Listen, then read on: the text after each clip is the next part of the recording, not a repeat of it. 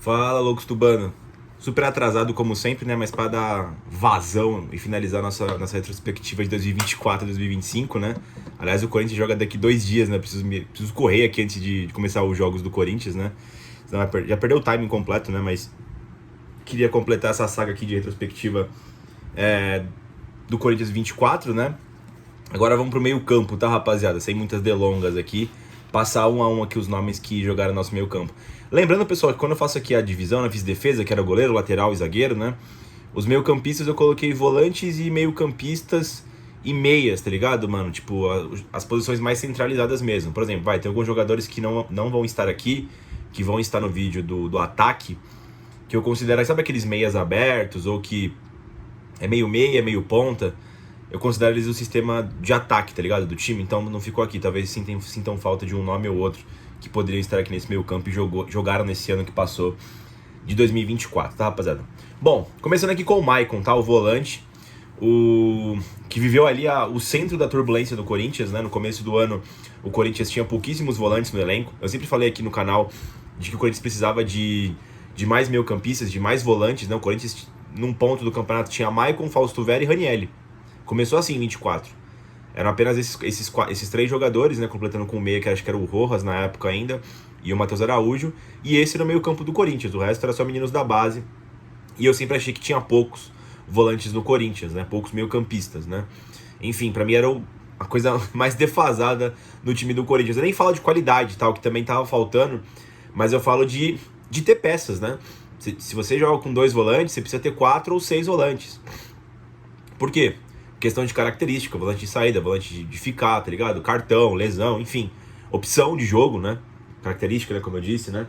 E depois, quando jogou com 3 volantes, pô, tinha que ter muito mais do que 6 jogadores, né? Pelo menos uns 8 aí, pra suprir essas necessidades que eu disse, né? Isso mais pra frente, né? Mas enfim, o Maicon, ele viveu esse começo, né? Que ele era um dos caras que ficaram, né? De 23 para 24, né? Ele, o Romero, o próprio Fagner, né?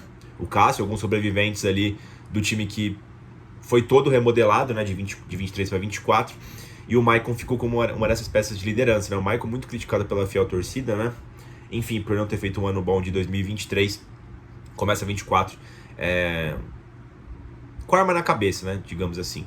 Mas no começo do ano ele foi um dos menos piores, tá? Depois ainda da demissão do Mano Menezes, entre o Antônio Oliveira, ele vive grande momento, tá? Na mão do Antônio. Enfim, depois tem a fatalidade, tem uma grave lesão no joelho, né? Que até agora não voltou a jogar. Espera-se que ele volte agora no Campeonato Paulista de 2025, né? Ele que teve mais uma renovação de contrato via empréstimo com o Shakhtar, né?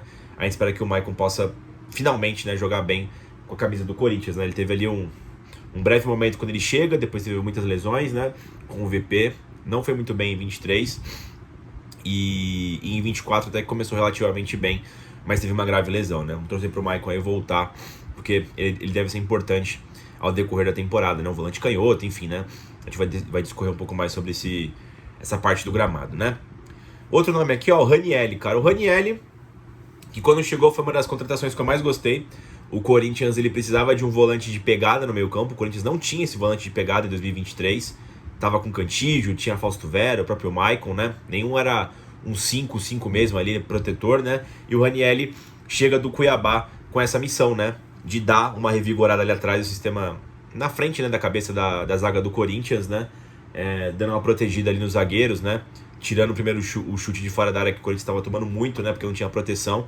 Tava sempre de frente com a última linha da equipe, né? Às vezes com espaço grande para o cara poder fazer um passe, chutar, né? E o Ranielli chega com essa função. Começa muito bem, durante muito tempo foi o nosso melhor jogador dentro de campo com o Corinthians, né? Depois da crise ali contra o Oliveira, ele começa a ir mal, o Corinthians volta a ser... Volta não, né? Ele nunca deixou de ser uma equipe frouxa, né? Mas o Ranielli parecia que era o único cara que marcava nesse meio campo, né? Ele tem sim uma queda de rendimento. Depois, quando chega o Ramon Dias, ele tem uma lesão na panturrilha, se não me engano, né? Perde posição. E ele no final do ano termina como titular.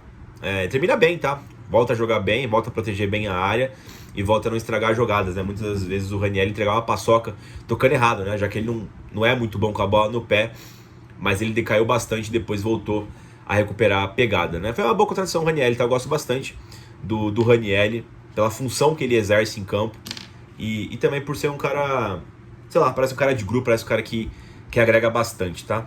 O outro nome aqui foi o Fausto Vera, que no meio do ano foi negociado com o Atlético Mineiro. Fausto Vera que foi um Fausto Vera até 22, né, na mão do Vitor Pereira. Nunca mais aquele Fausto Vera voltou. Enfim, depois foi negociado com o Atlético Mineiro. Não faz falta, né? Enfim, teve um momento que parecia que o Fausto Vera ia ser negociado para o mercado italiano. Não foi, não sei se ele ficou frustrado. Mas desde então o Fausto Vera nunca mais foi o mesmo, né? E foi negociado para o Galo. O Corinthians até passou a dívida que ele tinha com argentinos, né, para o Atlético Mineiro. E hoje ele está lá, né? Não faz falta nenhuma. Breno Bidon. Uma das nossas grandes surpresas de 2024, né? O Breno Bidon foi campeão na Copinha, era um dos destaques na Copinha, né? Pelo Corinthians, né? Foi campeão em cima do Cruzeiro no começo de 2024. Subiu para o elenco profissional, né? O Antônio Oliveira demorou para dar oportunidades para ele. Quando deu, o Breno Bidon não saiu mais da equipe. Enfim, depois quando chega o Ramon Dias, o Bidon também é preterido, mas depois ele volta de novo para a equipe, né? O Bidon que é um híbrido entre o meia e um segundo volante, né? Ele precisa jogar com um 5 atrás dele, mas ele não é aquele 8 que, tipo, estilo Paulinho, estilo Elias, né? Ele é tipo um segundo meio campista ali mesmo, né? Pra toque de bola, combinação, enfim, né? É muito habilidoso o Breno Bidon. E para 2025 o Breno Bidon é uma das nossas esperanças de conseguir fazer dinheiro, né?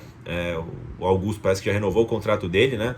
Ele e o Fabinho Soldado para 25. Provavelmente ele vai ser assediado. O Corinthians parece ter uma meta de vender 180 milhões de reais para 2025, né? E factualmente o Bidon, eu acho que encabeça essa lista de possíveis vendas no meio do ano, tá? Uma pena, né? Essas jovens promessas não ficarem tanto tempo no futebol brasileiro. Mas o Breno Bidon fez um grande ano de 24, tá? Com a camisa do Corinthians.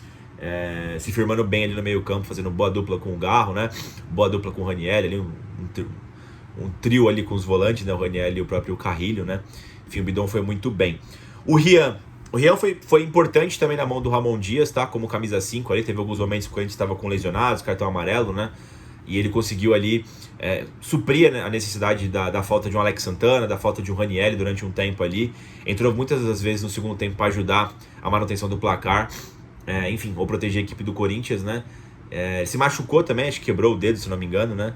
E ele volta agora para 2025, né? Acho que o Rian vai ter bastante oportunidade também nesse ano de 25. Acho que ele foi bem o garoto Rian, tá? Muito esforçado dentro de campo, né? Um verdadeiro batalhador. Matheus Araújo, né? Que começou 24, até sendo titular, até pela falta de opções no elenco do Corinthians, né? Na mão do Mano Menezes. O Matheus Araújo nunca foi o meia que a gente achou que ele poderia ser, né? Que foi até destaque na Copinha. É claro também que ele teve algumas tarefas ingratas, né? Como propriamente substituir o Renato Augusto, como foi em 2023, né? Enfim, a verdade é que o Matheus Araújo nunca encaixou na equipe do Corinthians, né?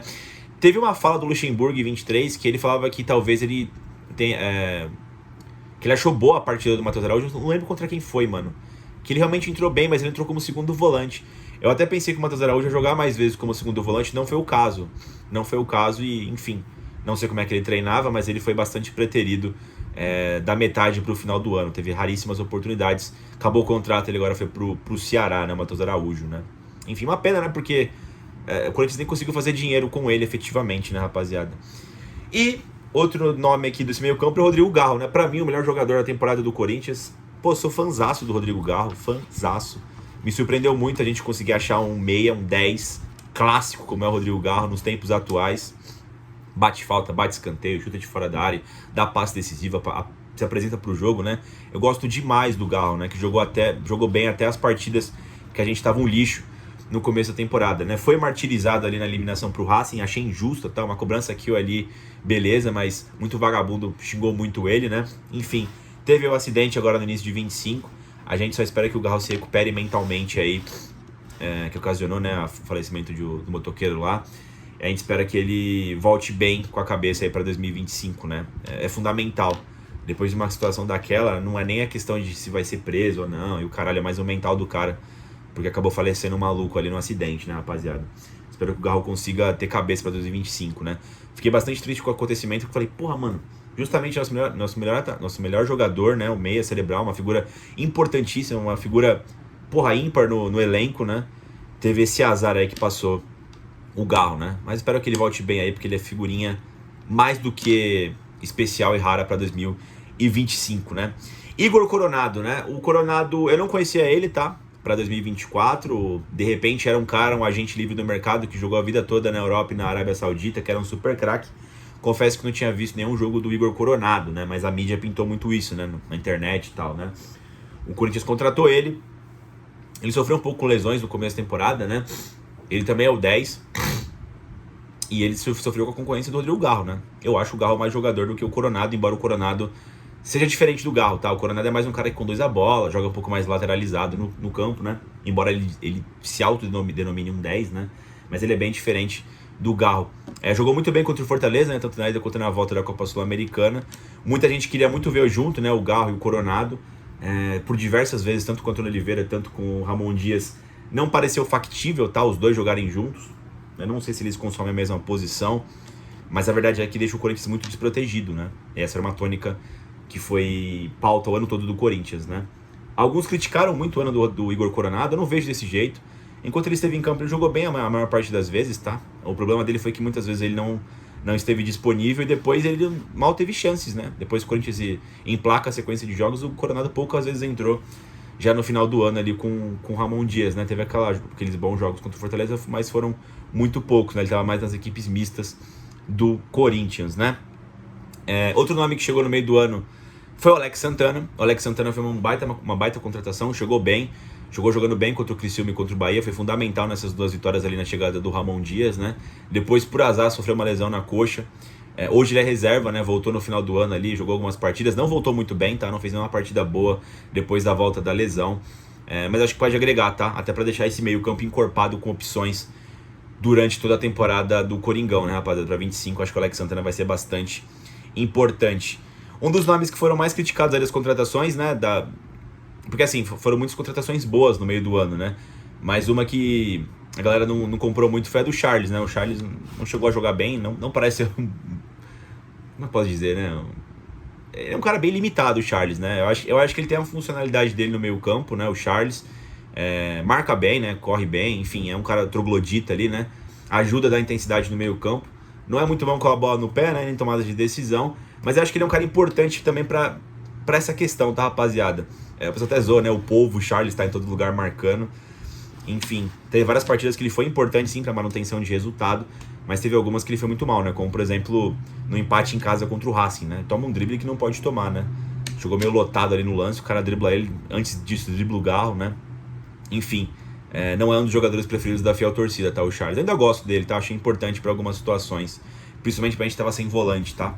Acho que o Charles aí foi uma boa chegada. Nunca esperei muito dele, esperava mais essa questão de combatividade, né? Enfim, eu acho que ele é importante pro elenco nessa questão. É um jogador jovem também, dá pra jogar várias partidas, né? O ano é longo, acho importante. Outro volante que chegou foi o Martínez, venezuelano, né? Capitão, sei lá, joga lá na seleção da Venezuela. É um 5 clássico ali, né? Brutamontes, né? Embora seja baixinho, meio louco, né? Aquele louco necessário. Rouba muitas bolas, embora muitas das bolas que ele rouba ele mesmo perdeu tocando errado, né? É uma crítica que eu faço a José Martínez.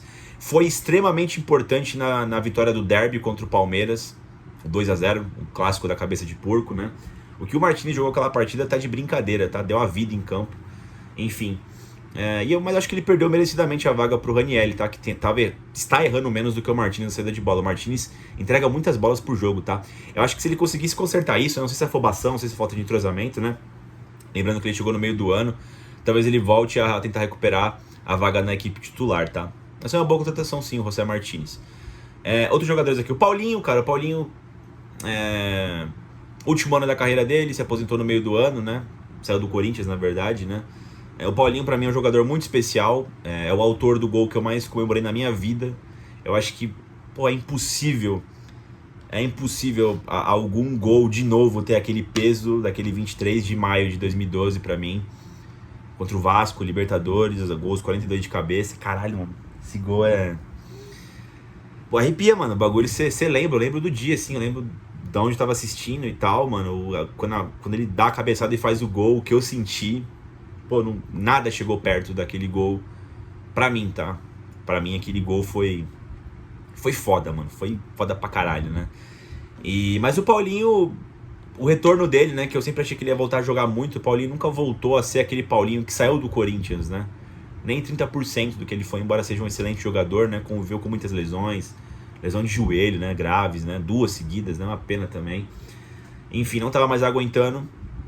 Foi importante ali enquanto durou como meio que um diretor de futebol ali até a chegada do Fabinho Soldado, né? O Paulinho tava dando entrevista, tava sendo respaldo para os meninos da base, aquele período de bastante crise no começo do ano, né? Com a chegada dos atletas, né? Debandada de jogadores também.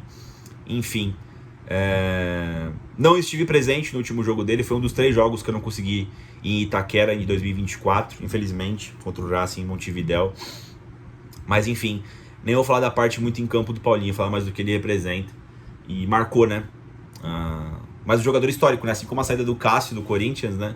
A aposentadoria do Paulinho pelo Corinthians também é marcante, tá? É muito marcante, pelo menos pra mim, pelo menos pra quem viveu aquela geração de 2012 inteira, né? Eu acompanhei a montagem daquela geração, acompanhei a glória daquela geração, acompanhei a queda daquela geração e também acompanhei a saída de todos aqueles jogadores lendários do Corinthians, né? Então, eu sempre vou ter um carinho muito especial por todos aqueles jogadores que compuseram, né, o elenco de 2011, 2012 do Corinthians, né? E anos subsequentes também, né? Enfim. Outro jogador que chegou no meio do ano e jogou muito bem, André Carrilho. Chegou na mesma barca do Depay, né? Na mesma semana, no mesmo dia. Muito menos holofotes, né? O Carrilho jogou a vida toda na seleção peruana. Jogou em muitos times ao redor do mundo, né? Não conhecia ele, diziam que ele era ponta, né? Mas jogou muito no meio campo. Quer dizer, só jogou no meio campo, né? Como segundo volante, terceiro homem de meio campo com o Ramon Dias, né? O Carrilho, tá? Não tem nada a ver como é que eu posso explicar? O jeito de jogar não tem nada a ver, tá? Mas tem algumas nuances dele no jogo que lembra muito Danilo, sabe? Assim, pô, o cara é completamente fora da realidade, sabe? Tipo, mas não negativamente, positivamente, assim, sabe? Geladão, faz o giro. Pô, é quase impossível desarmar ele, tá ligado, mano? E, enfim, muito experiente no meio campo, né? Ajudou muito ali o próprio Ranieri na saída de bola, ou o Martinez, né? E o Bidon, que é novinho do outro lado, né? Enfim, pra bola chegar com mais qualidade pro Rodrigo Garro, né? Pros atacantes, né? Enfim, uma baita contratação, o André Carrilho, tá? Que renovou, ele tinha chegado apenas por empréstimo, né? E renovou até o final de 26, se não me engano, né? Com o Corinthians aí no final do ano passado, né? O nosso querido André Carrilho, né, rapaziada? E pra finalizar aqui, não jogou muito, jogou acho que poucos jogos com o Antônio Oliveira, que ele tinha voltado da lesão, né? Foi o Moscardo, né? Que tava negociando com o PSG.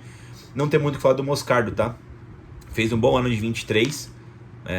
Foi negociado com o PSG, descobriram lá que tava com tumor no pé, fez a operação, voltou a jogar 1 ou 2 jogos ali naquele período, o Corinthians estava com poucos jogadores no elenco, antes das contratações, né?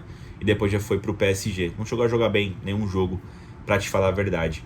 Acho que é isso, rapaziada, falando aqui do meio campo, nessa retrospectiva. Já eu faço o vídeo do ataque do Corinthians, beleza? É isso e vai Corinthians.